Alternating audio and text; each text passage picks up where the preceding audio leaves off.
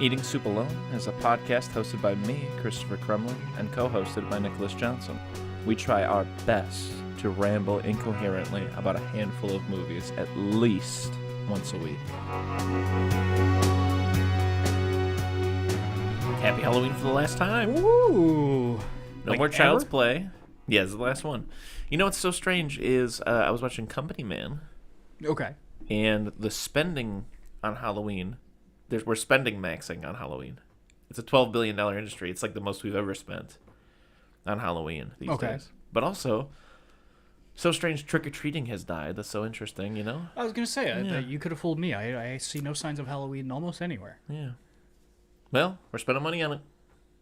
Or is it because you think it's inflation? No, I think it's more like 12-foot skeletons and like, you know. Oh, yeah. You know what I'm saying? Like people who do that kind of, that'll you know. do it. Yeah. I think if you went inside of people's homes, I think it's that like, I'm not trying to be, you know, racist or anything like that, but like I think it's like, you know, like if you went inside of a millennial Hogwarts enjoying white 30-something's house, I'm sure it'd be decked the fuck out. But they don't leave their dwelling. Oh, everything so comes it's to, all you know what I'm saying? Inside. It's all on the inside, so we don't see it. Because everybody's living in their own fucking worlds, man. Yeah, you gotta get outside. Get outside, get a skeleton man. out there. Went to Tilson Street the other day. Ooh, my heart was just full because I was like, "This is so much concentrated Halloween into my eyes right now." Oh, I gotta go. Did they still have the one yard that's all Minions? No, I missed Minion House. Minion was last year, I guess. I'll show you Minion House after. Gotcha. Oh, favorite thing about the experience? Yeah. Walked by this house. Very spooky, all done up. They had like freaking like a series of wires going from like rooftop to tree to tree to tree back to rooftop that had like ghosts going around it. It was like a mechanized thing. Just a bunch of elaborate shit like that. So cool. You can kind of see into their backyard. They're hanging out back there in the garage. The garage got a bar and a TV and stuff like that. Sure. So they're looking at this house, talking to my friends, yada yada. Two different groups of elderly boomer-esque men walk by and go, "Oh, Doug, check out this garage. I got a TV, you got a bar out there? It's crazy." Yeah. Then another, "Oh my God, did you see their garage?" Yeah. And it's my favorite thing to hear an old person say is it's like, "Hey, but you can put a TV in your garage. Yeah. You can just do that." I don't know. That's so impressive. Like right now, hey, bud, go home right now, unplug that TV, walk it outside. You can put that TV in your garage. It doesn't matter. Your wife can't stop you. I think a TV in the kitchen's a nice place to have a TV. Yeah, but that's where you eat. It's where you I don't enjoy eat in there. family time. I'm over here. I'm talking about in there. Get a fridge. Do they still make fridges with TVs on the front? I'm not doing that. What am I supposed to do? Pull up a bar stool and just enjoy? Where else in your kitchen would you not have to pull up a bar stool to watch the TV? Well, I guess I'd more so listen to it. So I guess the TV on the fridge works. You know? Yeah. Yeah. Well, hey, I'm glad we solved that. Yeah. Happy Halloween. Happy Halloween. So I figure we can talk about the Substance real quick. Yes, because it has been roughly a month since either of us have seen it, probably. Yeah, we both planned on watching it a second time because of the fact that it had been a month. But because it's been a month, it's not really playing anywhere anymore, and it's is that also true? not out on digital. It is, but it's just like select theaters that I would have to drive 30 to 40 minutes to get to, and they're playing it once at 6 a.m. and once at 9 p.m. Well, I'll tell you this. Much like Longlegs, I went into this thing pretty blind. Mm-hmm. I don't really pay attention to trailers anymore. I'm sure I probably mentioned this on the podcast. I'm not trying to be pretentious. It's just like, I don't, as I've gotten older, I think I've realized for me personally, I'm going to enjoy the thing more if I don't have any expectations going into it. So I try to stay away from like any kind of sneak peek into anything really. You get what I'm saying? Oh, absolutely. Yeah. So with the Substance, I had kind of like seen 5 seconds before I skipped of just like the voice and the black and white text, and I just kind of generally assumed that it was like, in a lot of ways it kind of is, but it was kind of like, it seemed like a modern, almost like Challengers-esque, like vaguely sexual. Yeah, they should make a modern Challengers for sure. No, I mean like I don't get modern, Challengers, not like a modern Challenger, but just that thing of like, just like whatever you want to call it, like kind of like sweaty electronic music, women's tight bodies. Yeah. So an erotic thriller. An erotic thriller, sure. But I mean, did you see Challengers? No. Not very thrilling. Is it erotic? Personally, in my opinion. Can I spoil Challengers? Yeah. Okay, so they sold it, as far as I'm concerned, every trailer I saw. This is a perfect example of why trailers, I'm not interested. They sold it as the movie where Zendaya has a threesome. Mm-hmm. That's not what this movie is. This movie is about two men who are competitive with each other in the game of tennis. One is a very hardworking individual who's become very successful. Another is someone who has raw talent that rivals how hard that person has to work, but because he's not very disciplined, he didn't end up going anywhere. So even now, in the present day, let's say, it kind of starts in college, but like in the present day, though he may be scruffy, broke, and cigarette smoking, he is potentially as good as the guy who's been playing professionally for like the last 20 years. But he just doesn't have like the same kind of discipline or whatever. Yeah. Anyways, the huge rift in their relationship is the fact that they both kind of like fell in love with Zendaya. And who could blame him? And Zendaya's character is very much a soulless, I just want to be good at fucking tennis, girl boss type character. Mm-hmm. Who only ends up with the hardworking one because he's the one that's actually successful. I believe she ends up cheating on him a couple of times throughout the timeline with the sleazy cigarette smoking one.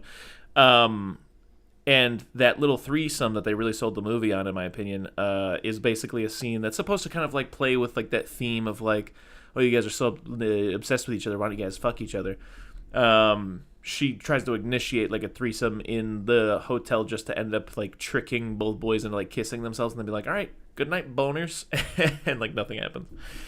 So it's about as sexual as it is. So she did to them what the trailer did to you. Exactly, yeah. Yeah. So genius marketing, I guess. I don't know. And to be fair, that's kind of what the vibe I got from Challengers was what you just explained. Sure. Okay. So. But anyways, all I'm trying to say is like, it was. Maybe if you weren't so horned up all the time, you could see. I'm just kidding. But no, I've also seen 1,000 times the GIF from that movie of the one guy standing up and the other guy slapping his erect penis, and I think that's very funny. Yeah. But yeah, I was generally underwhelmed. Gotcha. You know.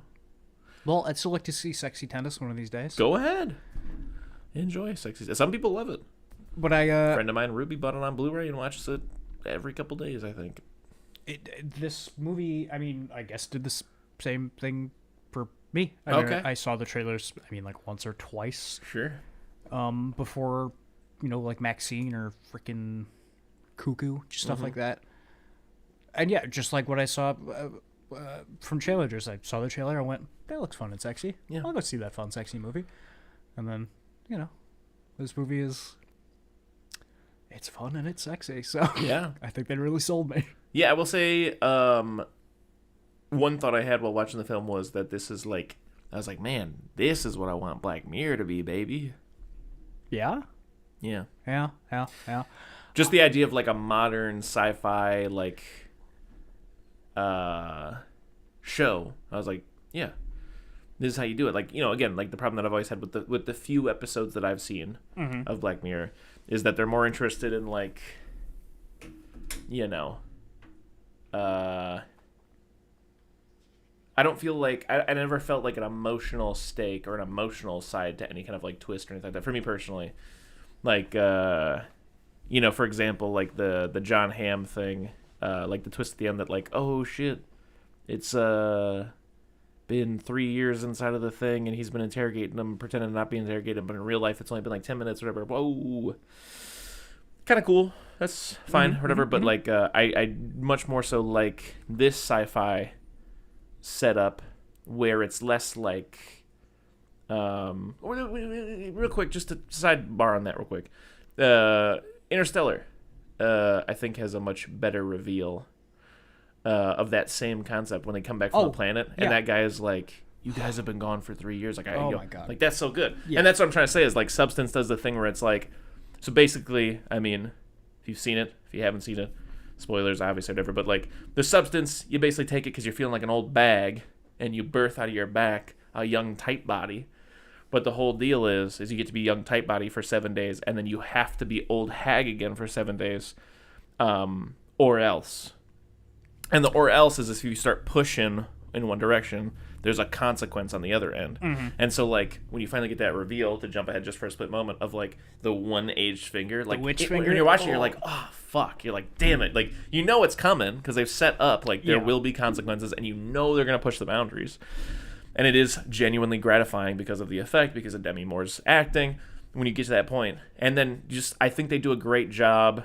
Also, a huge success of the film is, like, her... It's kind of about greed and gluttony, and I mean, it's about all the 7 deadly sins almost, but it's that thing of, like, you know, she's so vain and she loves it, and she's so pissed about the fact that, like, this other part of her is, you know, in a sense, I'm really rambling, but I like the idea of it being, like, you look at it this way, the idea of, like, indulging in your youth has this consequence on the other half, but instead you're smushing it into be this, like, the same moment in time, and it's like an immediate consequence rather than like a later consequence. And so she's just faced with this problem where she's like, she'll call the number and be like, hey, I don't want to do this anymore, and they're like, okay, let's stop it then. And she's like, never mind, I want to be the young tight body still. Oh, wrong number. Yeah, exactly. And so anyways, we can come back to the front, but all I'm trying to say is, like, generally I think a huge success of this thing is that, like, they do a great job of building out, like, this is the sci-fi thing. We're not going to explain it, but there are consequences. And then you watch someone deal with the consequences, and somehow, unlike Black Mirror, you know, just whether that, I don't know what it is, like, just the acting or whatever it may be, but for some reason, like, when the consequences finally, the dominoes start falling, I'm like, oh fuck, Demi Moore, I like you, why are you doing this, you know? But you understand why she's doing it also. Absolutely. Yeah. I first love that on this show we take literally any opportunity we can to talk about how much we hate Black Mirror. I was thinking the same thing. I was like, it's not even a relevant thing, like, touchstone of, like, culture anymore. But it's Chris, so gone. I'm picking that ball up and I'm running. I think Interstellar is a great example to use, because I think the two good types of sci-fi movies are Interstellar, where the director of that, Christopher Nolan, literally, like, worked with scientists to figure out equations to be like, how on camera, what would a black hole look like? Right. And just to figure out how those things work down to literally a science. Yeah.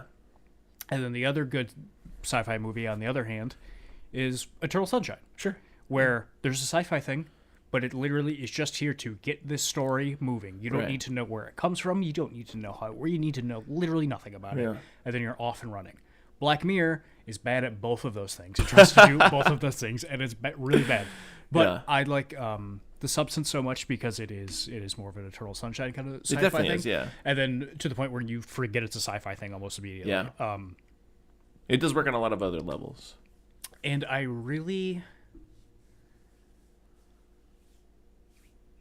thought of like 9 things to say while you were talking about it, and I don't know where to start. Wherever. We'll find a. I loved this movie. I love it too. I was so surprised. Me too. I went and saw it with a friend of mine, and like right before she takes the substance for the first time, Demi Moore is standing nude in front of that mirror, and my friend was sitting next to her, and I looked at her, like I side-eyed her, like really obviously, like, oh my god, like that's a naked woman. Yeah. And then Margaret Qualley comes out of her back, and then she's nude, and I looked at my friend again, did the same thing. I was like, oh my god, that's a naked lady again. And then it like immediately cuts to her in the shower, and it's just a big close-up on her butt. And I leaned over to my friend, and I was like, that's a really cool movie.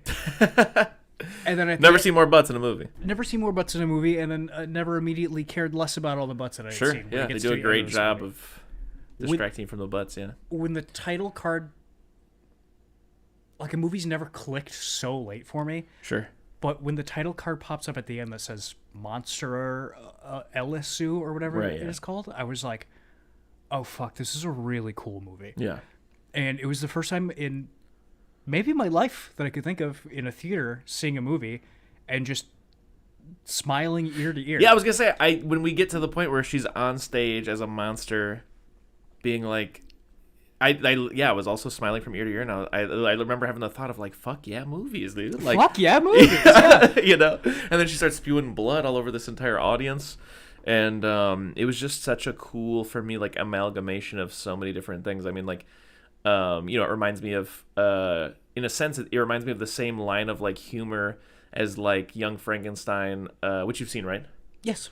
When Gene Wilder brings the monster out to do a song and dance number to describe putting on the Ritz, exactly, like that's how his win is. But this like tragic thing of her being up there and still wanting that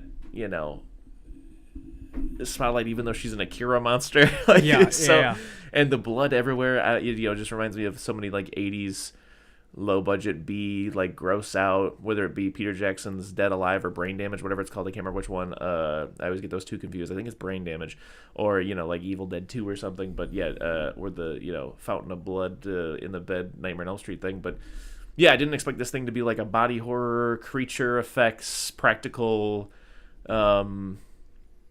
extravaganza. I don't know. I assumed it would be a body horror. I did not necessarily peg that, but yeah. Didn't think it would get to like the heights that it got to. At the end. Like, exactly. That's a good way to put it. If you give me a gratuitous amount of blood that could never exist in real life in a movie, you got me. It's a good movie to me. Yeah, and, real quick on the topic of the fly thing, the body horror, it's some of the strongest body horror I've seen in a while, I feel like. Really good stuff. I was so... When she does this the first time, she has the witch finger. I was like, whatever. And then... Even just crawling out the back, I was like, damn. And then when, like, she abuses it a little bit more and she wakes up and she's got the old leg and, like, her hair's all white. I was like, oh, no way. And then when it gets to that montage... She turns into a barbarian monster. Yes, it gets to that montage of her abusing it over and over and over and over and over again. And then it cuts to the shot of that door in the bathroom open, but you don't see her back there. And you hear Demi Moore scream. I leaned over to my friend and I was like... I am so excited to see what this looks like. Yeah. Oh yeah, no, and it didn't disappoint. Yeah. And yeah, it's just to go back to the. I remember the point I was trying to make at first. Sure, go ahead. Yeah. I love. I was thinking about this watching. I watched an anime that a coworker of mine recommended. Chainsaw Man, come on. Called Devilman Crybaby. Oh, okay, never mind. Which is just weird. It's just a weird show. Sure. But did you say Devil May Cry Baby? Devilman Cry Baby. Oh, Devilman Cry Baby. I thought the same thing at first. Sounds pretty good. Sounds like a cool name. It is. It's just okay. Devilman Cry Baby is a cool name. It's just a guy gets a demon in him and then has to fight other demons and stuff like that. And he's a loser in high school, and then he gets the demon in him, and he's real cool. But part of it didn't click until like halfway through the first episode, I want to say, but it's just like the show the whole time is just going, go with it, okay? I know this doesn't make 100% sense, just go with it, okay? And it'll work out better for you. And that's how I felt about a lot of the Substance, is like when you really think about it, I don't think you get a star on the Hollywood Walk of Fame for being an aerobics instructor. Sure. And I don't think those shows exist anymore, Sure.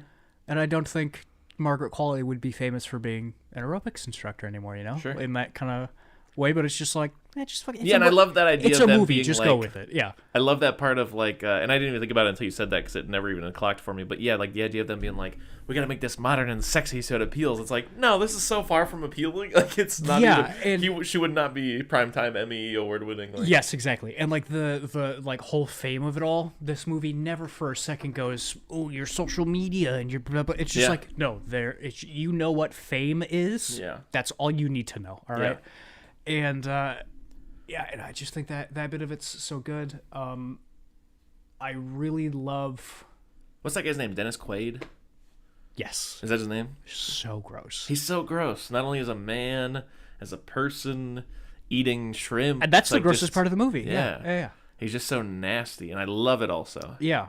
I love the first time you see him is that shot. It's that fisheye lens on the front of a urinal, and you just see his face get an inch away from it while he's talking on the phone, and you just hear him very loudly. He's also... Everything he does is turned up to 11 sound-wise in this movie. Like, when he's walking somewhere, it's so loud. Yeah. I love He's like a real-life Danny DeVito penguin type character, just nasty and... You know what I'm saying? I love it. But I really... As a Hey, listen. I'm a red-blooded cishet white man. All right. Okay. This movie's real horny. Sure. And for a lot of this movie, I was like, hey, this is pretty cool. Yeah. But I really like that after a while, with all like the very gratuitous shots, being like, okay, I know what you're trying to tell me, but my lizard brain at the same time is like, this is still pretty cool, I like that there is a definite turning point where like the second time you see her recording your show, I'm like, oh my god, enough. Yeah. Enough of inside of this woman's ass. I get it, okay? Yeah. And the like really gratuitous up close shots of like women's asses and stuff are the same shots they keep using all the way through the movie, even at the end when she's a gross monster. Yeah. Or even like when that guy's in her apartment and it does that close up shot of, on his ass. I'm like, I just love this. This is so good. Yeah. And I really like that Demi Moore is so hot, but every time, like even now at her current age, but every time there's like a shot of her where they're like trying to show you how old she is. Yeah. Like the one I'm thinking of specifically is when she's sitting at the bar and she has that backless dress on. Yeah. And it's like, oh, look how old her back is. And it's like, yeah, but I can kind of feel that you are doing everything in your power to light her to look as bad as possible. Mm-hmm. And it's like, oh, yeah, that kind of makes sense because that's what she's doing to herself. Right. Because Demi Moore is a beautiful woman. Yeah. But she is just like going out of her way to feel bad about herself. And because other people have made her feel that way, but also at the same time. Yeah. And I think everything you're saying, everybody can relate to. Yeah. Because, I do think a lot of the time it's self-inflicted, Oh, yeah, absolutely. Like, most recently, I keep hearing, this is something I've been hearing a lot lately, about the idea of a hip dip. You've been hearing about this? I've heard about it, but not recently. Yeah, I've just seen, things like women being like, ugh, gross hip dips. And, like, in the comments, there's so much of guys being like, who is worried about this? Like, yeah. And, like, I'll even see, like, I even saw one that was, like, a picture of, like, non-hip dip versus hip dip. And, like, it was like, be honest, which one would you rather be with, guys or something like that? And it was like, the one without it actually looks unnatural, like just weird. Like, you know what I'm saying? So I don't know. It just reminds me of all kinds of things. I mean, on a side note, this is separate from the film. I'm just going off on my own thing. Mm-hmm. This is not discourse about the film specifically. But yeah, it just reminds me of like, any amount of, body augmentation is really kind of like, reminds me of that Bill Burr bit where he's like, you still look like you're in your 40s. I just can't place which year now. You know what I'm saying? Yeah. And that's the thing. Like, I know like lip filler is very important, and it's very, not important, but very popular.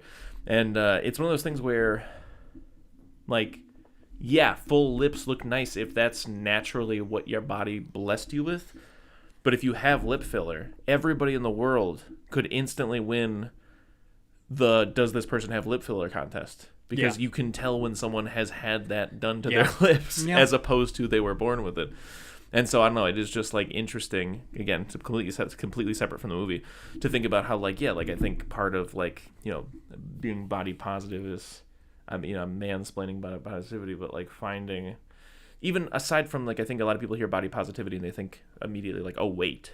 Mm-hmm. But even separate from that, like, I think it's just realizing you don't need lip filler. If you have thin lips, that can also be attractive. Yeah. You know what I'm saying? I love two minds of it because I agree with you, but at the same time, I feel like, I don't know, having lip filler makes it easier for you to go out for your day-to-day. Who gives a shit? Like, I immediately think of, there's a man I see at my local gas station every now and then who's an elderly man with just a jet black mop on top of his head. Sure. And every time I see him, I'm like, man, fuck, good for you, man. Good for you, man. Like, because it's so hard to think about. It's like, that man knows what he looks like. Sure. And does he wake up every day and put that thing on and go, no one will know? Or does he put it on and go, people probably know, but I like looking at myself better with this on, so that's how I'd like to go out into the world. Yeah, fuck it. Who gives a shit? If you want to fill yourself with plastic, I don't give a shit. Go for it. Oh, sure. Yeah. Yeah, I'm not saying that anybody should be like ashamed. Well, I don't know if I'll go that far, but I would say if that's what you want to do, more power to you. I'm just saying, it's just it's just one of those things where maybe in the hypothetical like ideal world, it'd be nice if people didn't feel like that was something they had to do to be absolutely. comfortable Yes, with how absolutely. they look. Yes, You know what I'm saying? yes. Like, that's more of the, I know what you're saying, and it's worth saying 100%, and you're right, and I definitely agree with you of the thing of, like, yeah, if that's what you want to do, sure. But ultimately, without passing judgment on the individual, like, taking it up a couple layers, I just think it's a sad state of the world that that's even, like, a thing that happens. Yeah. You get what I'm saying? Like, if you want to, sure. But also, on a larger scale, the idea of, like... And maybe, who knows? Maybe I'm being gross and, like, pushing a narrative that's, like, nasty. But, like, just the idea of, like, guys, you know, being like, hey, I'm a doctor. But what I do is raise cheekbones. Give me $40,000 so you can be beautiful. Ha, ha, ha. It's, like, so gross and, like, Frankensteinian. And it's, like... You know what I'm saying? Yeah. I'm just like, that's just a weird industry generally. Like the idea of just like beauty, plastic surgery, body augmentation, Brazilian butt lift. You know, and, you know, there's another element. This is me making my I statements now. Mm-hmm. You know, like, you know, maybe I have clinical anxiety or something like that, but like to have implants, whether that be in the ass or in the lip or in the, you know, boob, I would just like be so hyper fixated on like foreign element in body detected. You know what I'm saying? Like I would have that, like, because like I have a cap on one of my teeth, and like I probably think about that at least 5 times a day, I'd say. Yeah. At some point I'll like tongue it and just be like, it's so weird that that's not my tooth, and I just have like a nub underneath that, and it's just somehow like there's like some sort of dental cement just holding this thing to my tooth. And what if it like pops off someday, and like is my nerve gonna be like really sensitive if that ever happens? You know, like I think the same thing. Honestly, again, I'm not trying to be discriminatory and like hyperfixate on like women. You know, I'm even thinking about like veneers, like when people like pop teeth out, and like, you know, you do like the thing where like you can like there's like a hole in a thing for your teeth. Mm-hmm. Yeah. Some people have to do it. Yeah. Other people choose to do it, but I just remember hearing, I don't know how factual this is, but, you know, certain celebrities, maybe Tom Cruise and top, you know, having their teeth ground down to nubs so that they can have, you know, perfect teeth put on. So I'm like, oh my gosh. Yeah. Like, why would you do? Just enjoy your normal teeth. You know, like, you know, has fucked up teeth. And there's no disrespect to it. Steve Buscemi. Yeah. Yeah, it's great. Works for him. Yeah, guy's got character. Yeah, I got character. You know, I got a crossbite. Am I self-conscious about it? I'm pretty self-conscious about it. Mm-hmm. But, you know, I got character, baby.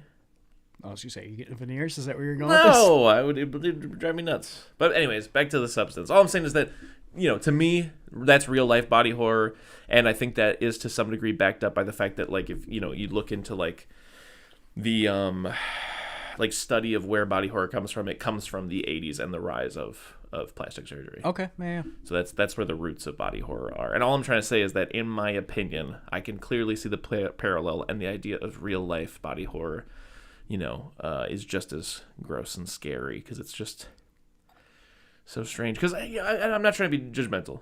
I'm not. But later, also, I'd like to take this point in the conversation to remind you, I don't remember which episode it is. Sure. But in one of these Chucky episodes, you and I went off for a very long time about how much we hate hot people. Yeah. So I don't remember that, but all right. I don't doubt you. We just went off about how if you're too symmetrical and I see you at the gym, get out of here, you weird alien freak. What the fuck are you? Oh, yeah. They should definitely have like a separate island for folks who look like they belong in any movie put out in 2004. Yeah. You know? Yeah. Ryan Reynolds is almost there. It's true. He's almost going to get pushed onto that island. It's because he's getting a lot of work done. He's not fixing himself, but he's making himself symmetrical. Anyways, back to the film. She pulls a turkey leg out of her stomach. She sure does. That was gross as hell. I've heard a lot of first-hand stories from friends of mine that like work at like indie theaters and stuff that like, or have spoke with people that work at the theaters, that people genuinely do walk out of this film. And I even went and saw it with a couple of friends who were like, "Man, I almost did walk out because like it's just a little hard to watch."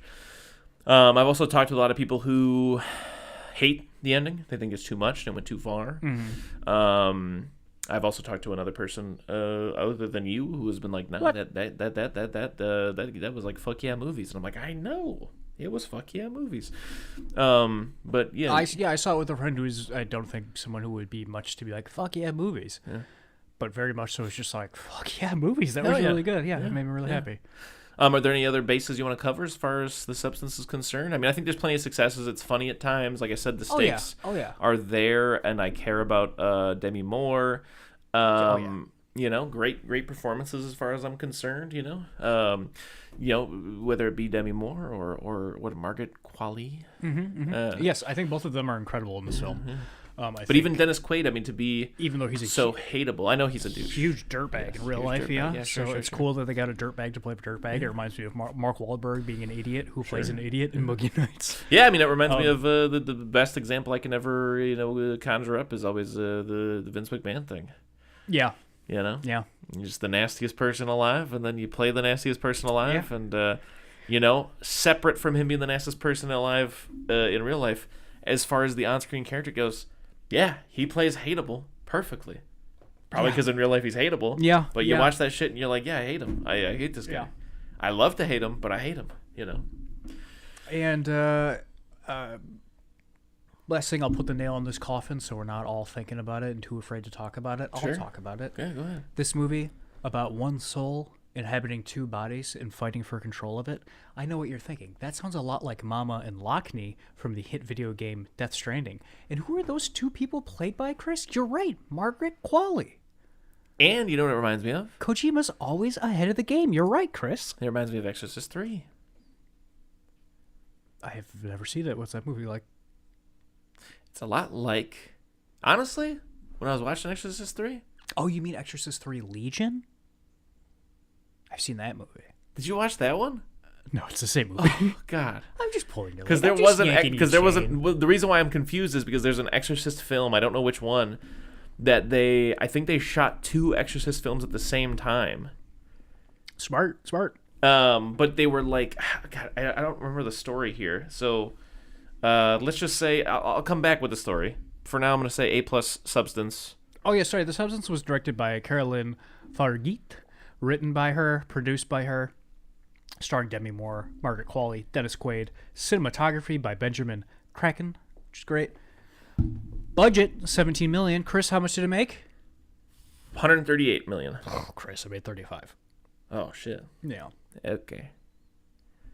It's a good movie. If you haven't seen okay. it. So what it was, real quick on a side note, I believe it was that The Exorcist: The Beginning and Dominion prequel to The Exorcist were made like at the same time. Oh. And The Beginning serves as a prequel to The Exorcist, which is crazy because Dominion prequel to The Exorcist is also serves as an alternative prequel to The Exorcist. So these two are not necessarily in the same canon, from what I can understand. But they're both prequels and they literally came out one came out in August of 24, and then another one came out in May of 2005. Sorry, of 2004, and then of 2005.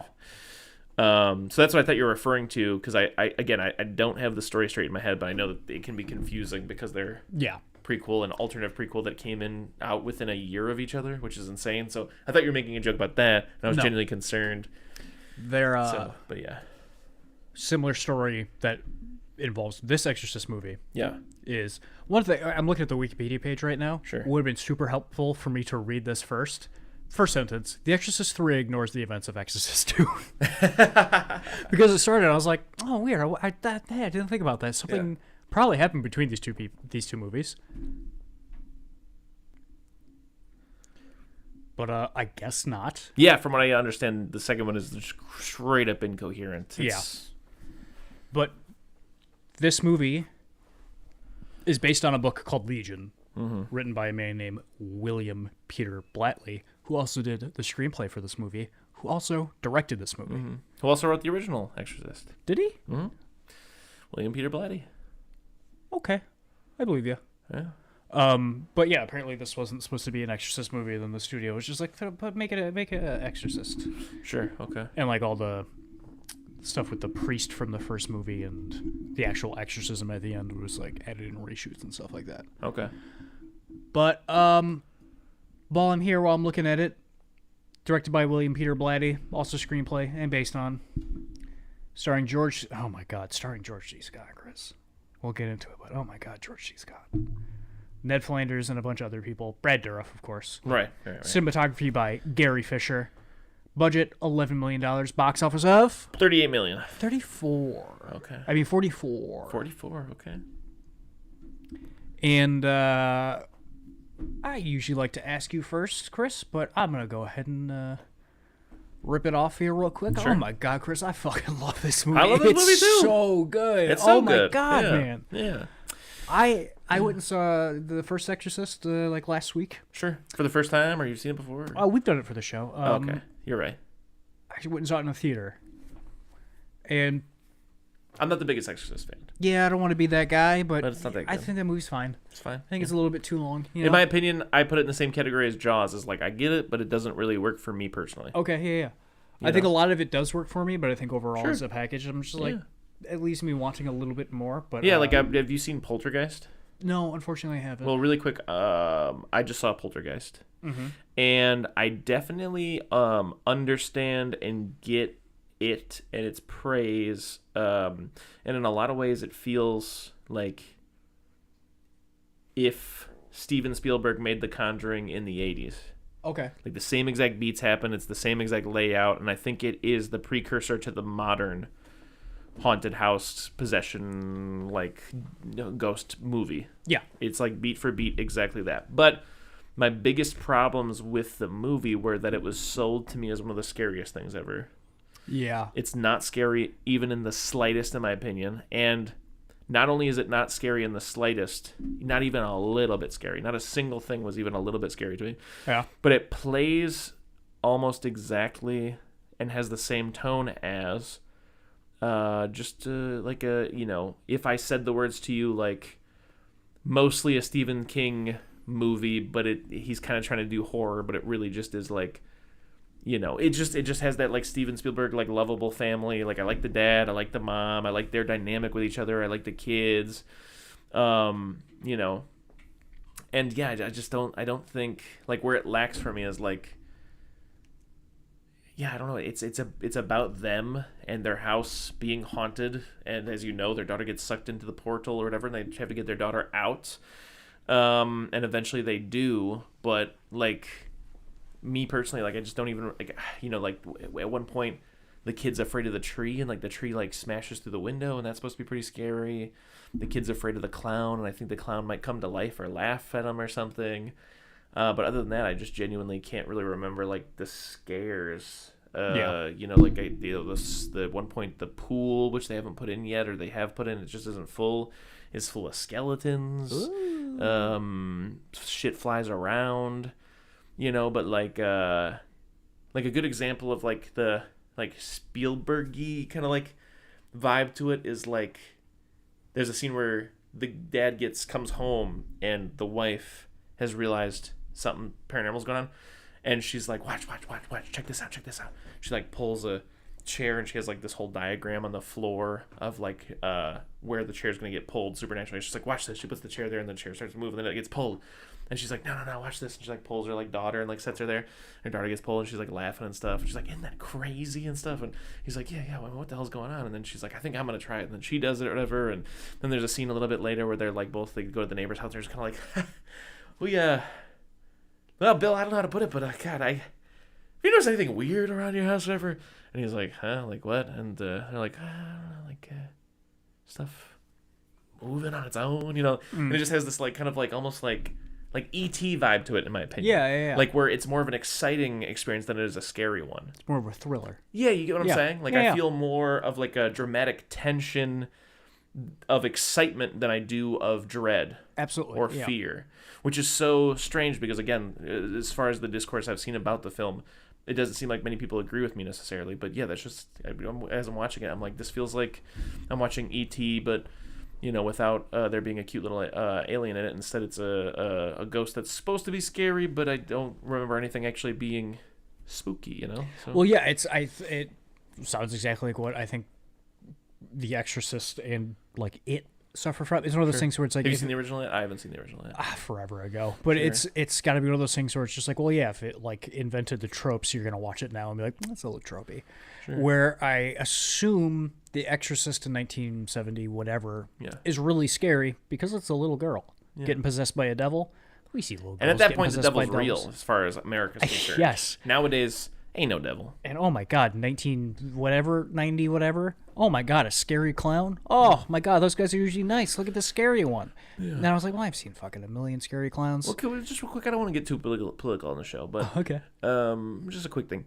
You know, earlier you were talking to me about the idea of plastic surgery being an extension of makeup, and how we're so far removed from like the conversation of whether or not someone should get makeup that like what are we even doing talking about?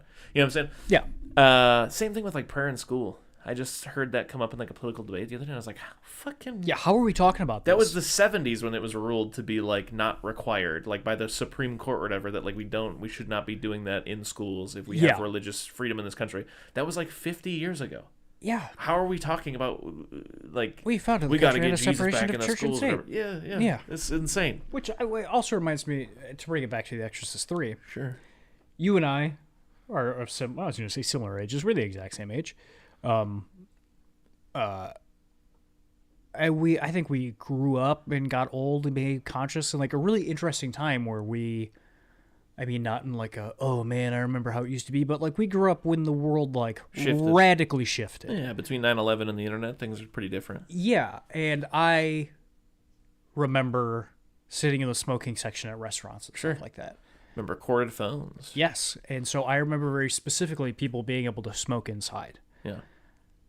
But I remember folks having ashtrays at their house even if they didn't smoke, just in case someone they knew came over and that person that came to your house smoked. But my brain cannot fathom that in the year 1990 you were still allowed to smoke in a hospital. Oh my god, so many people are smoking in this hospital. It's I feel like airplanes and hospitals that probably stopped in, I guess, 1979, but no, I guess.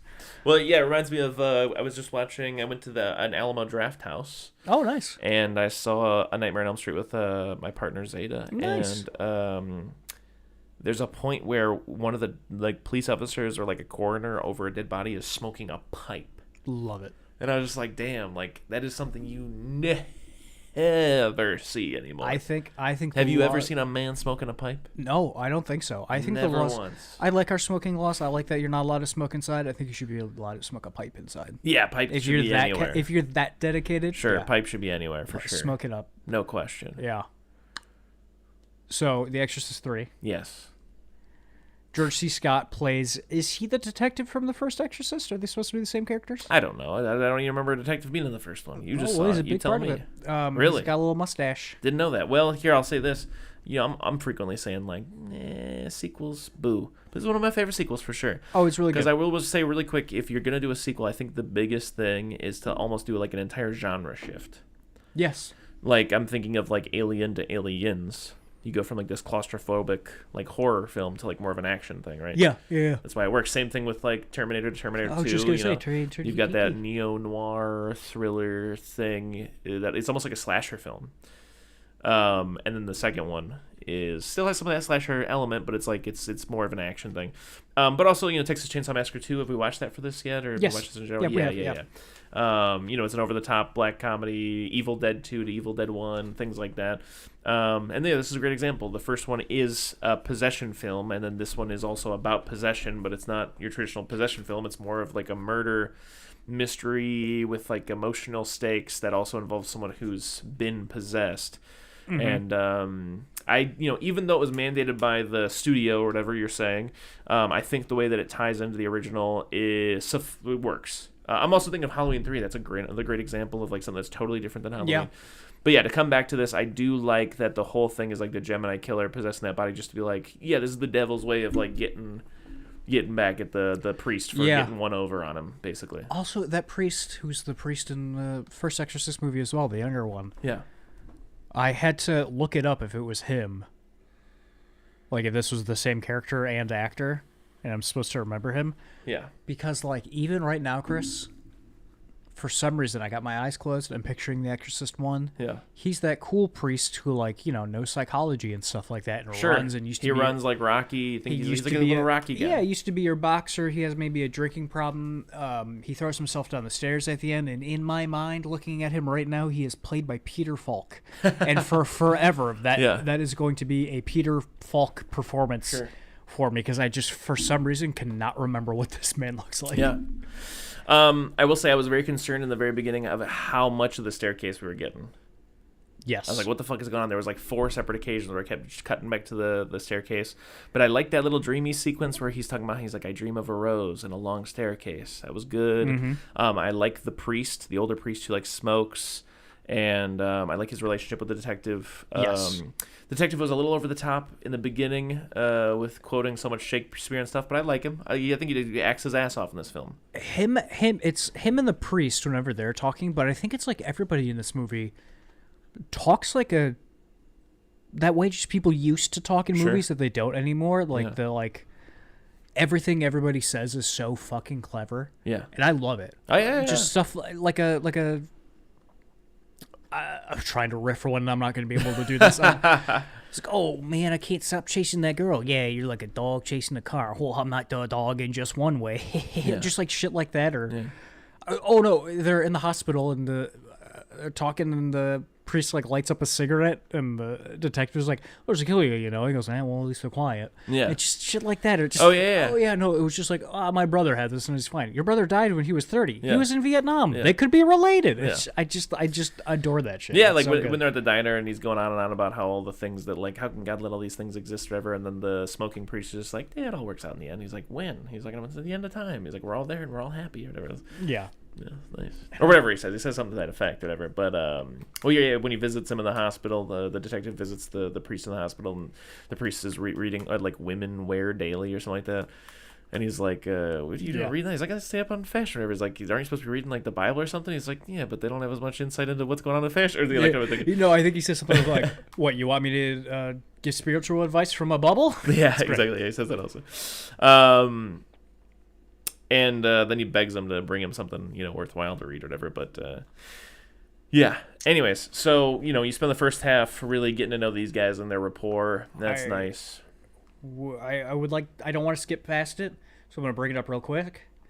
We see a church, and a big scary gust of wind comes in, and a statue of Jesus opens its eyes and looks at the scary gust of wind, and then it cuts back, and then Jesus goes... So he doesn't approve of it. Yeah, there's like then there's another scene later on too where like a statue's face goes from neutral to being like demonic. Yeah. And I'm like, what's up with all the statue face stuff in this? Yeah, as soon as I saw that Jesus face, I was like, oh no. I don't know what I'm getting into. And then almost immediately it brings it back. But yeah, these two, we spent a lot of time with these two guys. I like them quite a bit. I miss being able to enjoy a bad cop. Yeah. Like when they walk into that movie theater and he just flashes his badge and goes official business and just keeps walking even though he's there to see a movie. Like that kicks so much ass. Yeah. Real quick, I mean, to jump ahead, I think I want to mention the long legs. The thing that reminded me of the long legs is all the stuff in long legs that has to do with like that girl and her coming out of a coma right as all these things are happening, and so signing her out of the thing, whatever, and yada yada yada.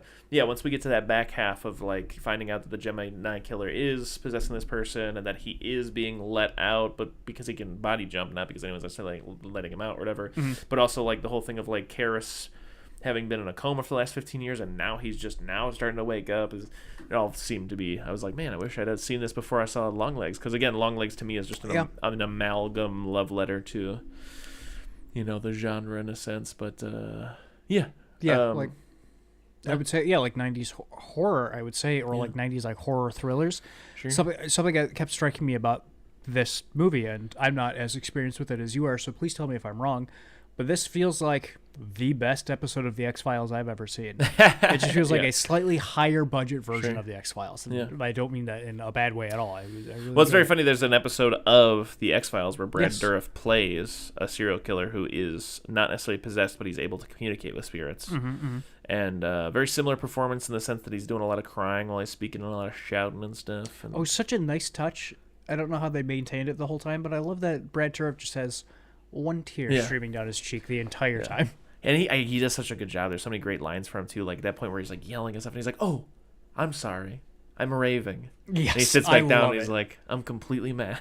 I love that's one of those like 1940s kind of movie speak things that I'm talking about. But it's just like in real life, nobody says the word raving, but when he says it, I'm like, "Oh yeah, you were raving." That's what that means.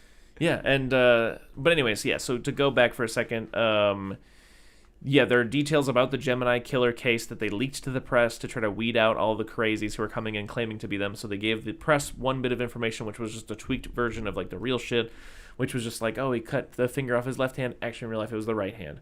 Oh, he carved the sign of the Gemini into the back of the neck or whatever. Actually, in real life, it was the right palm or whatever. And so those details are consistent about a couple of murders that have happened. 2 priests and a young black boy. There was some racial shit with a young black boy. And I think generally between the detective and his rant in the beginning about how police work has gotten so bad, and then going forward to like the killing of the black child and how just gross it was with the cutting off of the head, and Brad Dourif later on gives the speech about how he's like, I always like to show the body to the head because you can see for 20 seconds after you cut it off or whatever. He's like, it's just a little something I throw in extra, free of charge, That great lines is what I like to call showmanship. Yeah. Yeah. But ultimately what I'm saying is that's given me a lot of No Country for Old Men, Tommy Lee Jones's character, which is the framing device of the show, of the movie. It definitely is stinking of old cop who's like, man, this world's gone to hell, which is cool. Absolutely. But yeah, so that's then eventually the cop is able to, through his own connections, which, there's that scene where he goes to see that doctor and the doctor's like reading off of that yellow legal pad. And then you find out later that it's because Brad Dourif's character was like, I told him that he'd be into such a world of pain if he didn't get you to me that he decided to go along with my plan. And I missed that. Yeah. And so when that doctor's preparing that and like what he's going to say, and then like when he like peeks at it in the drawer and he's doing it, I was just like, I don't know if this is supposed to be the funniest scene I've ever seen, or I missed something, but I'm going to just remember it as, this is the funniest thing I've ever seen. The thing about it is when they introduce the character, it says on the wall, sometimes the physician or the psychologist is more neurotic than the patient or something. Oh. And so then when you first see him, he's so obsessively putting out that cigarette, and he's just like, he's got all that, like, he's got that stack of all of these, like, newspapers on his thing, and the director says, or not the director, the detective says, like, why don't you get rid of these? He's like, oh, I just like to hang on to them until I get to read the science section. The science section is always so good. And so I thought the rehearsal part might be a part of the neuroses. So like that was a fun little bit of, and then later on you find out that it's actually the Brad Dourif thing. Anyways, all signs point to there's this like catatonic person at this mental institution that has just woken up, and his description is almost exactly that of Father Karras from the first film. And the detective goes to see him. It is Karras seemingly, but then it turns into Brad frickin' Dourif because he's the Gemini killer. He is possessing Karras' body and basically forcing him, because he's in there somewhere, because again the whole point of the Legion name is that there's not just Brad Dourif in there's not just Karras in there, but there's also demons and stuff. It's the demon from the first movie. Yeah. And so the idea is that he's being forced to watch all the dismemberment and the beheading and stuff that this guy is doing, because this is basically, as Karras was leaving the body, Dourif was put in there by the master, and the only stipulation being like, you've got to go do my dirty work now. I'm the devil and I'm here to do the devil shit. Yeah. Basically, he has to go kill Karras for the sake of getting one back for the big man or whatever. And yeah, I love it. I love Brad Dourif. He plays a very unsettling, despicable character for sure. I feel like everything Brad Dourif is doing, the way he's speaking, the things he is saying, and on top of that like growly voice effect that's on him the entire time. Yeah. All of that is so fucking corny. And it's like the lamest shit I've ever seen. Okay. And it just works so well. Okay. Yeah, like if I think about any of those things, I'm like, that sucks, that sucks, that sucks. But I'm watching it, I'm like, I'm so in. Yeah. Like this is so good. I don't know how. I'm gonna leave it up to it's the magic of Brad Dourif. But like I feel like none of that should work, and I'm just like I'm so compelled. Yeah, like it's just him just doing like a wacky like I'm the Joker baby, and I should hate it, but I just don't. It just works so well, and I can't get over how good I think George C. Scott is in this movie. Yeah, and like what they do with him as an actor. Yeah, like when he's at dinner with the priest, and the priest is just like, hey, things ain't that bad, and then he's just like, okay, well, this, they cut off this boy's head and replaced it with a statue of Christ and did blackface to it and then drove 2 ingots through his eyes and blah, blah, blah. And the priest is like, okay, fuck, things are kind of bad. Yeah, you're right. And then they're leaving and he's just like, my mother-in-law is staying with us. She's going to be making us a carp. You ever had carp before? I got nothing against it. I think it's a tasty fish. And I'm like, this is really funny. Just I did a complete 180. This is really funny. He's like, and I don't want to get home while that fish is awake. Because if I see it, showered in 3 days. I'm going to kill it. We're standing pretty close. I'm sure you can smell it. I haven't had a bath in 3 days. It's just so good. And I love it. Good. But then as the movie progresses, and he's already like you said, that Tommy Lee Jones is just like, things are getting crazier out here. And things are getting worse and worse and worse. And I'm pretty fucking numb to it. Yeah. I think it's a really good job of, as the movie goes on, it's just like, oh, I can see this guy very, I guess subtly, in other places not subtly. This guy is coming apart at the seams. Yeah. Especially after his friend dies. Yeah. Oh my God, I can't get over. One, he has the dream of heaven. Heaven's so good. The dream is so good. It's like a cathedral-ish thing that we're inside But it's of. also like the rec room at the crazy person center. Yeah, and it's like it reminds me of the way that people will be kind of set up in like disaster relief situations. Yes, absolutely. And there's just angels, but it blurs the line between whether they're wearing robes or hospital gowns. Yeah. And they're playing, the band is playing like jazz or whatever, and and like and when he talks to his priest friend. Yeah.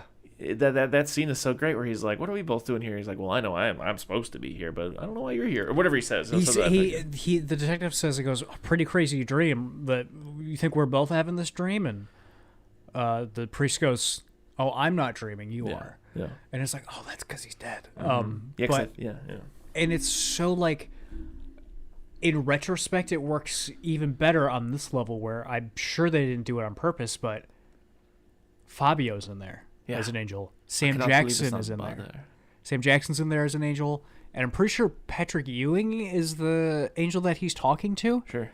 And, I mean, I don't know how famous Patrick Ewing was at the time. I mean, probably had to be. He's a basketball player and he's in a movie, so that had to be on purpose. But it's like, it adds Sam Jackson and Fabio being in there, but being no one calling attention to them adds to the weird heaven-like mystique of it, where it's just like, and just... Huge Sam success Jackson just of the happens film. to be there. Yeah, it's so good. There's so many great looking things like that. Like another one that comes to mind is that very long hallway shot of Keating or whatever her name is, the nurse sitting at her little station. She hears a noise. She wanders down the hallway. No, we'll get to that. Okay, sure. I'd like to save that for a minute. Okay. Because I don't want to lose my train of thought, but I really want to talk about that scene. Sure, yeah. I love that the heaven dream happens, and then I love the editing and the like shot choices in this movie. Yeah. It's really genuinely like borderline a perfect movie. It's so good. It really exceeded, like I'd heard all the stuff of it being underrated and it being so good, and like I saw it, and it's genuinely such a successful film, from like writing to the performances to the way it visually looks to, like you said, the editing. Like, yes, it is a well-oiled machine. This is.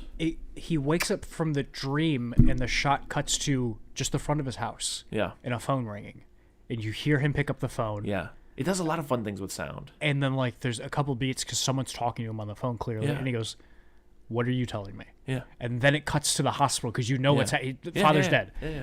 And I love that shot of him walking into the hospital, into his friend's room. Yeah.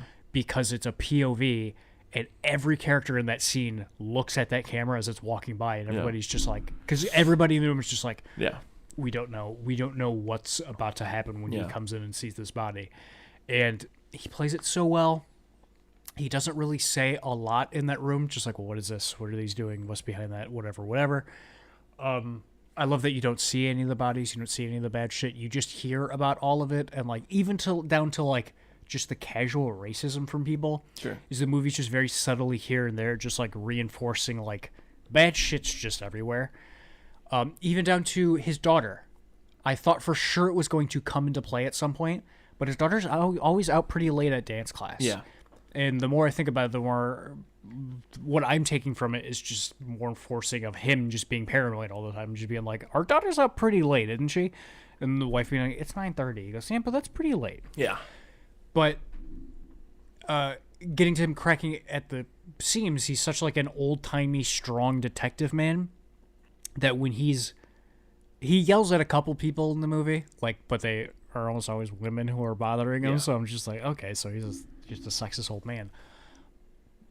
And I was thinking about that when he's in that office and that doctor's yelling at him, and he's not saying anything. He's like, "Doctor, listen." The doctor keeps yelling at him. He's like, and he's just like, "Shut the fuck up!" Yeah, and then he looses it and he goes, "Shut your fucking mouth," or whatever. And then he stops and he just has his hand over his face. He cries a little bit. It's just the way he says it is he just goes, "I'm sorry." And it's just like that just really got me. I was like, "Oh fuck, this man's going to explode." Yeah. But scene in the hallway with the nurse. Yeah, I mean, just really quick to piggyback off that. Yeah, I mean, there was a point where I was watching it with Will last night, and I was just like, this dude is acting his fucking ass off. Oh, absolutely. Oh, he's crazy. Yeah. But anyways, yeah, so the scene with the nurse. Yeah, so what I was trying to say was she's sitting in her little thing, and, the shot is set up so that it doesn't necessarily move much from that perspective for the next, 3 minutes. It does, but not much. But the perspective is of down the long hallway. On the right-hand side is her little, desk. In between two rows of doors, and she kind of stumbles down. She hears some stuff. She goes into a room. It's like a cup of ice, and somehow supernaturally she's able to hear this ice melting and falling in the cup. Then a guy wakes up and he's like, "What the fuck are you doing here? It's bad enough that you got to come in here at 5 a.m. and give me pills, and now you're wandering in the middle of the night. What's your name? I'm gonna report you." And she's like, "It's Keating," and she gets out of there. And then she wanders back, and I thought oh, it's a false scare scene, and she sits down for a second, and I think she gets up to get something and goes in one door, and then when she comes out of the door, there's just this great shot of her fast walking from left to right, and then behind her just as fast with these giant it is the shot of her being chased by that white figure with the sound design of the or whatever it is, and just that perfect zoom in on it. Yeah, and it's again, it's the whole setup of that takes I would really wager money that it's a 3-minute ordeal of that whole of her being everything and going over it. And just for it to pay off with that was just so mama. Before seeing this movie, I've seen this scene 1,000 times. Sure. Because people talk about it all the time that it's the greatest jump scare in the history of jump scares, just movies in general. Every time I see it, I'm like, okay, yeah, no. And so when this scene started, I'm like, oh, it's this.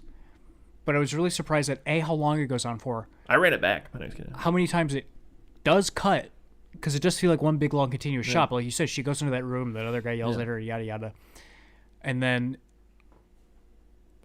other people come into the hallway and just sit down, and I'm like, okay, maybe this is just setting up, getting me familiar with this shot, so when this comes back later in the movie, I'm not surprised by it. Yeah. But no, the people in the background that show up in the background just very casually leave, it's two guards changing or whatever. And they leave, and then what's so good about her coming out of that doorway is she goes in there to get something, and she comes out and she shuts the door behind her and she locks it. And then she turns around to walk, so your brain for even a second doesn't go, someone's going to jump out of that door, because you just watched her lock it. Yeah. But it doesn't matter, it comes out of the door anyway. Yeah. Like I said, I've seen this scene 1,000 times online. Fuck, it got me. Yeah. It's good. So good. It's really good. Oh my God, it's incredible. Yeah. And I love that they set up the thing that it's holding, the big decapitator scissors. They set it up. They talk about it so much too. They're the thing is that it takes pressure to, instead of close, open, so that the spring can close it with more power than you're able to, or whatever. Yeah, and I love Chinatown levels of detective work from him, where he's just what's this label? Yeah, so, it's a shipping label. Was this new or something? Is this new? Yeah, we just got him in. I think. What happened to the old pair? Yeah, just misplaced. Yeah, I think so. Yeah. I was just I like that. I like that quite a bit. Yeah, and I think that this movie has gotten me into watching some more police interrogations again. I've been watching some. Oh, no. I was just watching one where, the whole thing is set up so you're watching this, awkward interaction with this guy. It's like a cold case that was solved with new information 40 years later, and it's this guy, he's weird, and, he was interviewed by the FBI, and, he admitted to, having sex with his sisters when he was younger and stuff, and, the whole thing is there's this missing child, and it's all framed as if he's the guy that did this thing, and the new information that came out is that basically it's him, and they even play this scenario where he's taking a lie detector because he keeps swearing up and down that he'll take the detector and he'll pass it, and he keeps refusing to answer the qualifying questions that establish an emotional baseline, so you're like, man, this guy is guilty as fuck, because he's trying to avoid that shit.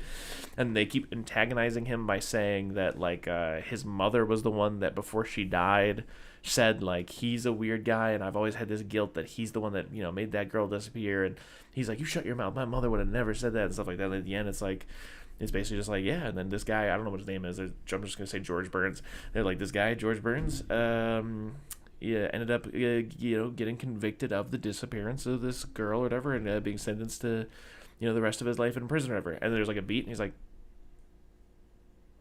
except George Burns did not do this, and there ended up being a bunch of evidence as to why he could not have done it after he got falsely convicted 40 years later or whatever. But I just wanted to structure this video this way because that's kind of how the police approached it and how the media approached it. They had condemned him before they had even found all the facts, and he just lays out a bunch of different things that the police were using as evidence for why he had done it. And each time he just kept going like, obviously blank looks like blank if going into it you think George Burns did it. If you're working backwards, yeah. Exactly, if you're working backwards, yeah. But it was crazy because like for an hour, it reminds me of, I think I've talked about this before, there was an April Fool's episode of the podcast I listened to, the true crime podcast I listen to all the time, where for an hour and a half I listened to this story about this serial killer, and at the end he was like, here's the top 5 takeaways, this thing, and the last one is, made all that shit up. This never happened. This guy never existed. That's April so Fools. Fucking funny. Yeah, it does suck. I mean, maybe suck's not the right word. I don't know how I feel about it either way. It is interesting to note that if you're suspected of doing a crime and you just happen to be a weird guy, you're fucked, baby. Yeah. You're fucked. I hope you've never slept with your sister because you're going down. If a girl in your neighborhood goes missing, I forgot about that part. Yeah, you better not sleep with your sister because you're going fucking down. The FBI does not like that shit. So, to go back to the film, yes, which does not involve any incest.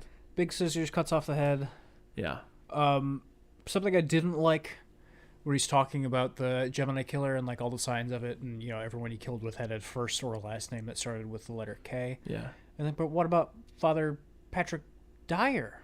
He goes, middle name's Kevin. His middle name was Kevin. Yeah. Hey. Real quick. William Peter Blatley. Yeah. His first name could have been Kevin. Sure. This would have worked better, I think, if that priest. One, it would have just been a lot cleaner if his name was Kevin. Sure.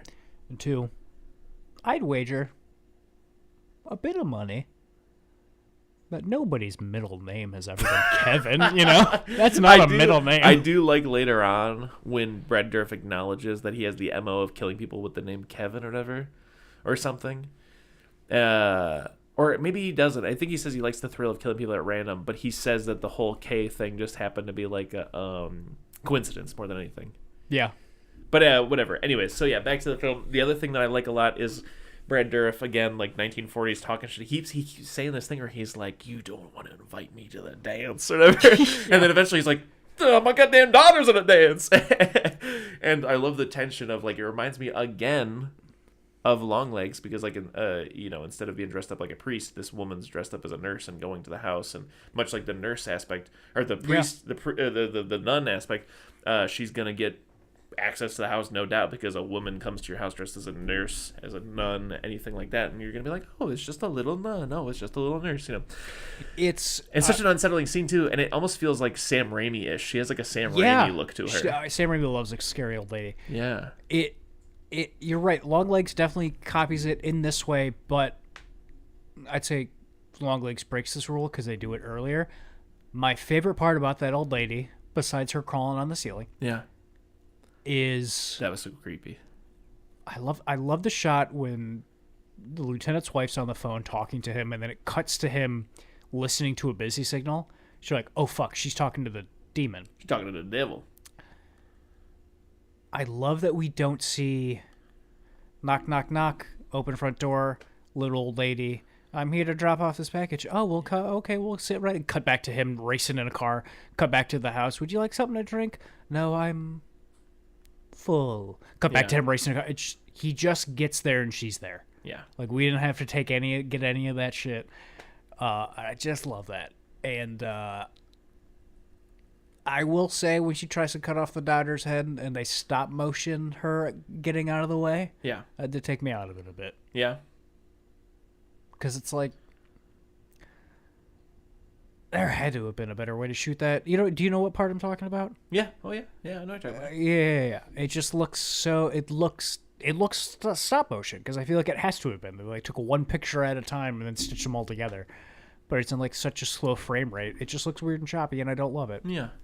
But I do like that whole sequence too. I love like the reveal that the nurse is there, where like the wife's like, "What kind of weird nurse is this? She came here and then immediately she just started asking me what time she gets to go to bed or something." Like that. And I love that it's a patient dressed up like a nurse. Yeah, and yeah, I love like when he walks up to her, she's like, "What time do I get to go to bed?" Like it's just so like unsettling, you know. There's the old aspect, there's the patient aspect, there's the danger of her not being where she needs to be. It's just, it all works. But similar with like when they talk in the actual facility and she's like, "Are you the radio repairman?"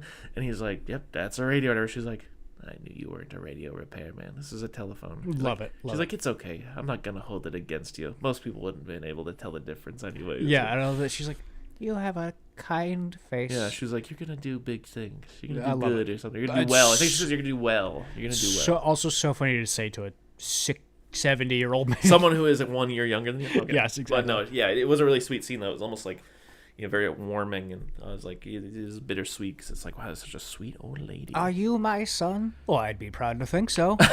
"You're not my son." I love it. Anywho, he's at his house talking to the old lady, and then a priest we have seen once, who has his hair.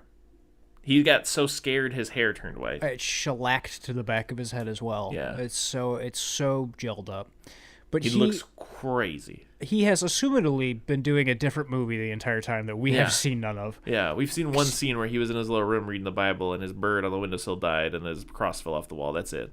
Yeah, and so meanwhile, while all the rest of this stuff was happening, he went through that whole rigmarole of having to call the Vatican to get an exorcism approved, because that's something that is a big point in every Exorcist. Right. Even The Conjuring, it's a big point of like the Vatican has to approve it. But he comes down there to kick ghost ass. Yeah, I was gonna say, as he's marching down the hallway, I literally out loud said, "Oh yeah, of course this ends with an exorcism." Because for that entire film, I wasn't thinking this ends with an exorcism, even though I've seen clips of the exorcism that happens at the end. Me personally, I was watching it thinking like, man, how is this gonna climax? And then as soon as he's marching down the hall, I was like, yeah, I'm watching The Exorcist 3. Yeah, and I love it. I love that he's doing the damn thing. And it's gross, like when his fucking skull and back gets like ripped open. It's some nasty little gruesome, gory little, you know, body horror. Oh, it's awful, yeah, because it's like the only like gross thing you see in this movie. Yeah. And his Bible explodes. Yeah.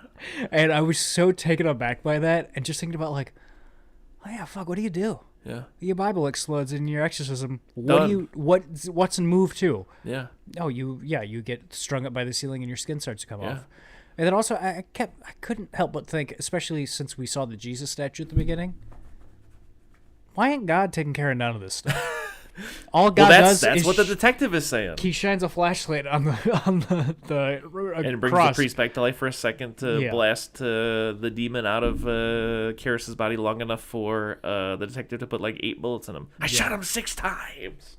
And I do love back to Loomis. Jumping ahead a little bit, but I do love that last shot where he shoots him for the final time and it hard cuts to the moon. Love that. But he goes in there and sees the priest collapse on the ground with his exploded Bible. Mm. And then Brad Dourif slams him up against the wall. He's like, "Do you believe, Lieutenant?" He's like, I believe in God. I believe in incest and rape and slime. I believe in drugs and sex and rock and roll. Yeah. I believe in inhumanity." He's just giving it his all. It's so good. And then lightning strikes the floor for, I'll say it, too long. Way too long. Way too long. But I do love the effect because it looks great. You never see any of like the bodies or anything like that. So when that cross with that boy's body and all the hands. Yes, but and then Karis is fucking. But yeah, but just him on that boy on with the cross minstrel face really got me. I was just like, oh fuck, this is hard to look at. Yeah. And then it turns into Brad Dourif for the other guy at some point, and then he shoots him and he dies. Yeah. Great ending as far as I'm concerned. They really nailed it. Pretty solid, yeah. You know, just the stakes of that room. I like how condensed it is, and the priest getting what he got is nasty. And the floor opening up, and the hands, and the fucking crucifixion, and it ends with the demon being gone long enough just for him to be like, because they're not even trying to exorcise the demons necessarily. Like they just like, give me 1 second so I can put some lead in this guy's ass, And I did like... There is... Even though it doesn't... Go ahead. No. I was going to say, even though it doesn't totally make sense, I'm not interested in that. I'm not interested in the fact that it... I love that, like, Brad Dourif is like, there is not magic when it comes to possession. Mm-hmm. This guy was borderline brain dead. I've been in a catatonic for 15 years because we've been repairing the brain. That's the part where it's like, what are you talking about? But I do like the idea of, like, the brain damage affecting the ability to possess. And I do like the idea of him being like, this isn't magic. This is real life, dummy. You know? Yeah. And I think it validates the rest of... Absolutely. Also, it's something that, like, it keeps the movie contained, but it also keeps it moving. Where I was thinking about, like, all these people that keep dying in this hospital. I was thinking, well, I guess surely you would shut it down. Well, no, you can't. These people live in this hospital. Yeah. You can't just shut this hospital down because there's a murderer loose around here. Yeah. But yeah, that's basically where the movie's pretty much over from here. Sure, I can't remember, like, anything closing. I love this movie. I'm going to give it an A+. I'm giving it an A+. I'm going to give the Substance... No, I lied. I'm going to give The Exorcist III an A-. I'm going to give Substance a solid A. Okay. And you? A+ to both. Nice. And at one point in this movie, right before Brad Dourif goes to sleep after talking to the lieutenant, he goes, "Oh, Lieutenant, it's so simple. It's elementary." Oh, yeah. Child's play. He does say child's play. So, Chris? Yeah. I think that's good enough for rock and roll for me. Where are we ranking this child's play movie against the other ones? Very top, baby. Number 1, this goes over... All of them. All of them? What about you? I'm going to put it right under Bride. Okay. I'm kidding. Shit, did I like Bride of Chucky more than I liked Exorcist 3? What are we watching next episode? I have to do some real soul searching. We're watching Living Daylights and Saw 10. I'm just kidding. We'll get out of it. We'll do something fun. Yeah, let's do one more before we do that. Do you have any ideas? Because I got 2 I'm wrestling with. I'd like to watch The Producers by Mel Brooks. Ooh, okay, Brooks yeah, we can watch. We can watch The Producers. My mind is more onto this. I think it's just the era it came out, like movies that generally, we talk about this all the time, give me that, like, between the 2 big ones, Thanksgiving-ish vibe. Yes, absolutely. You know? It's like a film that's not necessarily festive, but it's colorful, vibrant. Mel Brooks, Gene Wilder, you know. It's got that. I'm going to say... Bone Tomahawk? Catch Me If You Can. Okay. I'm going to take a quick second to talk about... Have you heard of this film, Eno? No. It's about Brian Eno. It's a documentary. Oh. Okay. And the thing about it is they did not use AI to, like, do things. You know what I'm saying? Like, there's no artificial intelligence necessarily being deployed, but they did construct an algorithm. The algorithm is because, like I said, I watched the Q&A after that was pre-taped. Brian Eno is like a guy who used algorithm in his own music lately to, like, you know, sequence out music that can, you know, whatever, yada yada yada. Why are you smiling? Because I thought she was going to start going again. She's going to start going again. But basically what I'm saying is they, like, loaded up hours of footage of Brian Eno, and they worked with a programmer for, like, 2 years to basically have there be, like, from my understanding, there's a couple of scenes that I think are maybe, like, tent poles, or not even at all, but basically it just generates a film each time that's unique. Okay. And I have to say that philosophically, while I enjoyed the film and I like Brian Eno, I think I'm very opposed to that idea. Yeah. I don't think I can think of a single use case where, like, there is a film that would benefit from it. But the director was talking quite a bit and very passionately about how he was like, why does a movie have to be the same every time? Like, I just became obsessed with this idea and stuff. And ultimately, I think it just ends up being a self-serving, like, indulgence. Yeah. Because, yeah, a film is the same every time because that's what makes it a film, and that's what makes a novel, and a song a song. Like, when you get into the idea of an algorithm and generating a new one each time, it's a new movie. It's not the same movie. It's also humanless slop.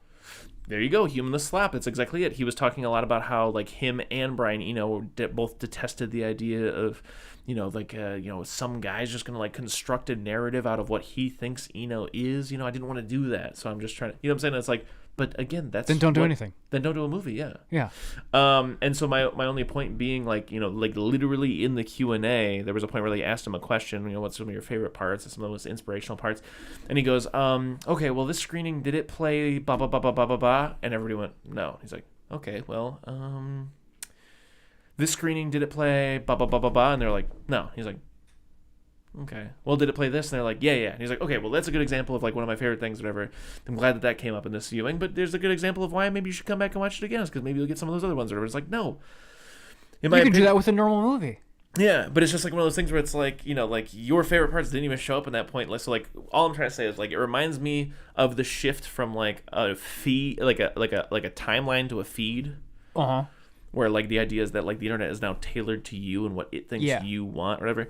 And all I'm trying to say is that like it just seems like another way to create a more like perfectly unique, like, ooh, just for me, like experience. And it's like, that's not what the world needs. The world doesn't need more like, I'm the only one who's getting it like this. This is my little perfect algorithm.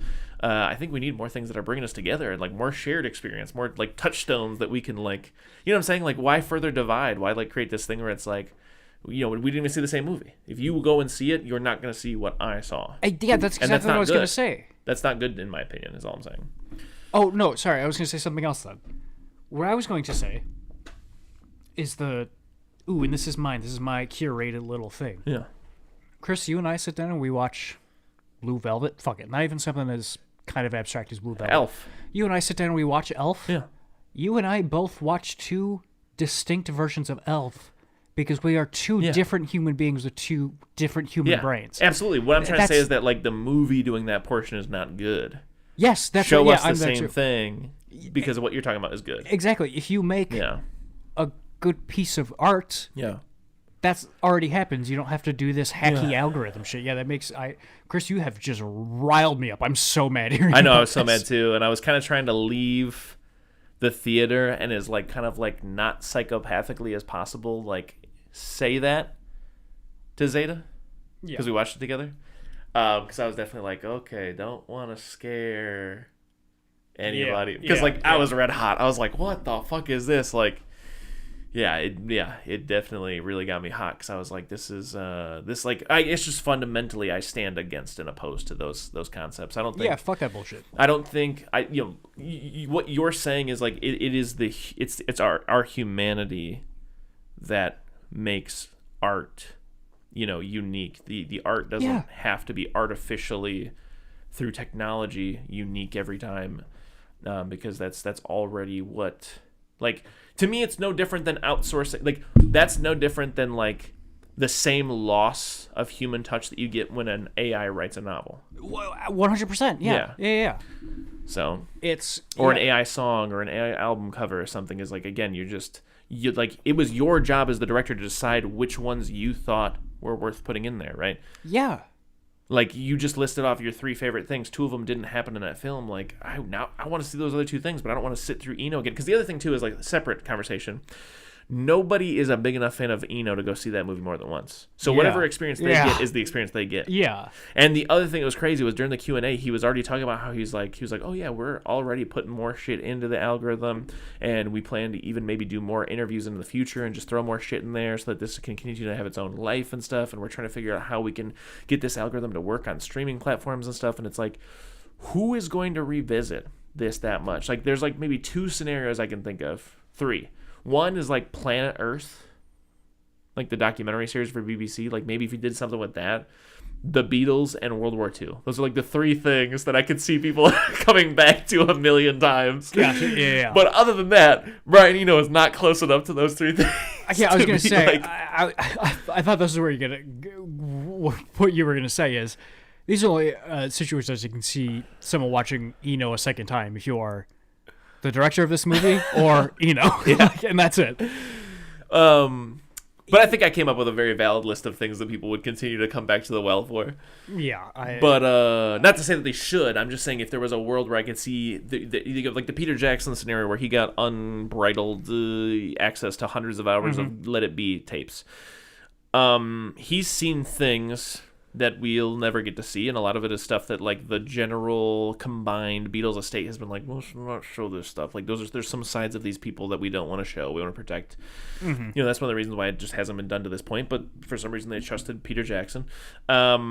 And yeah, he had the difficult task, which is where the art comes from, in my opinion. The art is having the difficult task to be handed a mass of shit and have to decide what belongs, what is worth showing to the world. That's your job. Job as an artist. And so you're skirting all the responsibility, in my opinion. If what you're doing is just saying like, here's hundreds of hours of footage, and I have an algorithm that will like randomly select that, plus like, you know, and again, like, you know, someone even asked like, okay, so like, was there an editor on this thing? Or like, he was like, no, there were editors edited this clip, so that, and that was the difficult thing about this, was like, how do you edit a clip so that it could almost unilaterally work no matter where it falls and stuff? And I'm like, that's all well and good. I'm glad that people worked on it top to bottom, but at the end of the day, in my opinion, one of the main things that is just lost is like the idea that like, yeah, I mean, sorry, but like, you know, I genuinely think that it just becomes not film anymore. Becomes not art anymore. Maybe it becomes garbage. Yeah. Like, and there's like no narrative application. I feel like I can imagine, like I what I'm saying is I don't see this like taking off. So like I think I'm perhaps maybe dunking on something that doesn't need to be dunked on so hard, because again, like Netflix is never going to do this. They're never going to expend the amount of money on one film to have like hundreds of hours of like what could happen, because it's just way too much money to spend on one thing that's not going to be a return on investment. You know, so this is not going to necessarily catch on. It was just such an odd thing, and as a novelty for a one-off, like it was like, oh yeah, I guess that's neat. But again, my main point just being that like fundamentally, I'm opposed to the idea, and I truly do hope that it doesn't catch on. But yeah, absolutely. I feel like when you as an artist want to, in whatever way, through whatever medium, express something about the human experience, you take that and you put it on paper, whether it's a script or a painting or a full-fledged film or whatever, that thing that you're trying to express, gets filtered through your entire life and where you are right now, and then your ability to produce whatever art you're producing right now. Yeah. And whatever other circumstances it has to go through to get made. Yeah. And then it gets put somewhere, and then I see it, and it is filtered through my entire life and what I had for breakfast this morning and the movie I watched yesterday. And then I get a feeling out of it that is different than yours when you made it.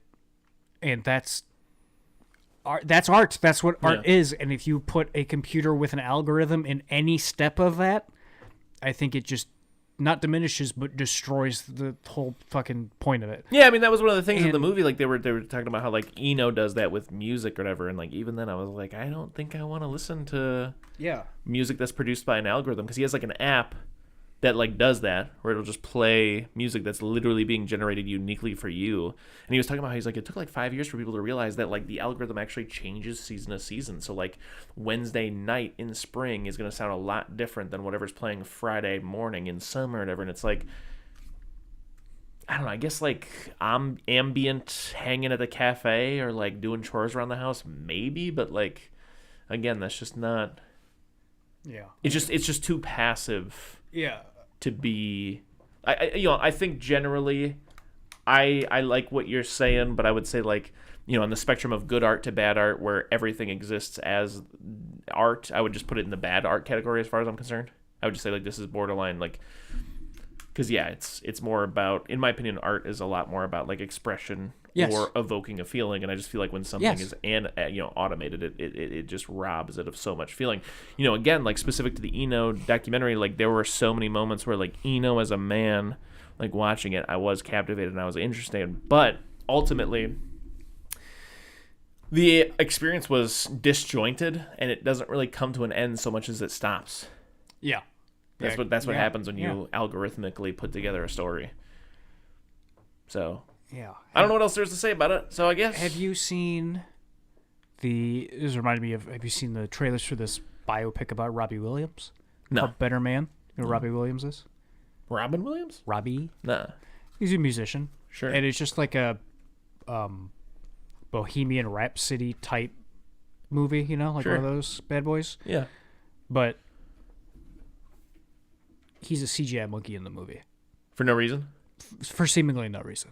Speaking of, instead of what we were just talking about... In theaters day one.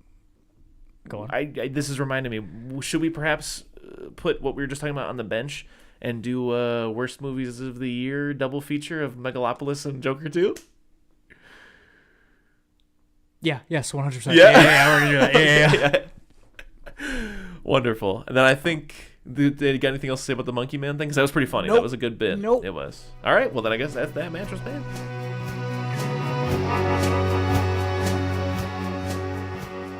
If you need more soup, follow us on Instagram, Facebook, and Twitter, or go to our website, eatingsoupalone.com. And until next time,